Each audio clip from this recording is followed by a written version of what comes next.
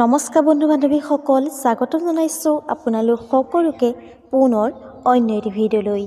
বন্ধু বান্ধৱীসকল, আমাৰ সকলোৱে মৰমৰ অসমৰ জনপ্ৰিয় ইউটিউবাৰ ডিম্পু বৰুৱা পৰিছে ভয়ংকৰ বিপদত আৰু তেওঁ উপায়হীন হৈ অসম আৰক্ষীৰ কাষ চাপিবলগীয়া হৈছে।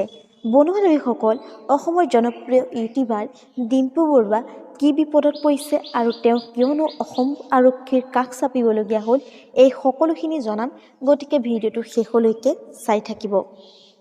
অসমৰ জনপ্ৰিয় ইউটিউবাৰ ডিম্পু বৰুৱা পৰিছে ভয়ংকৰ বিপদত।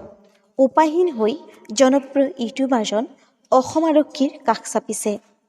কিছুমান নিকৃষ্ট মানসিকতাৰ লোকে অসমৰ জনপ্ৰিয় ইউটিউবাৰ ডিম্পু বৰুৱাৰ ভিডিঅ'সমূহ চুৰ কৰি ডিম্পুৰ দৰে হুবহু ফেচবুক পেজ খুলি আপলোড কৰিছে, যাৰ ফলত অসমৰ জনপ্ৰিয় ইউটিউবাৰ ফেচবুক পেজ ডাউন হৈ গৈছে আৰু ভুৱা একাউণ্ট খুলি ফেচবুক পেজত সেই ভিডিঅ'সমূহ আপলোড কৰিছে আৰু ডিম্পু বৰুৱাই মেছেজ কৰি তেওঁক সেই ভিডিঅ'সমূহ ডিলিট কৰিবলৈ কৈছিল।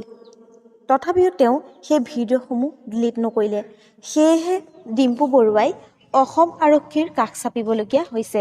বন্ধু বান্ধৱীসকল, এনেধৰণৰ মানসিকতাৰ লোকৰ পৰা সদায় আমি আঁতৰি থাকিব লাগে আৰু এনেকুৱা কৰাটো উচিত নহয়। বন্ধু বান্ধৱীসকল, ভিডিঅ'টো আছিল ইমানেই। আশা কৰিলোঁ ভিডিঅ'টো চাই ভাল পালে তেন্তে এটা লাইক কৰিব, কমেণ্ট কৰিব, ছাবস্ক্ৰাইব কৰিব আৰু ভিডিঅ'টো যিমান পাৰে সিমানেই শ্বেয়াৰ কৰি দিব।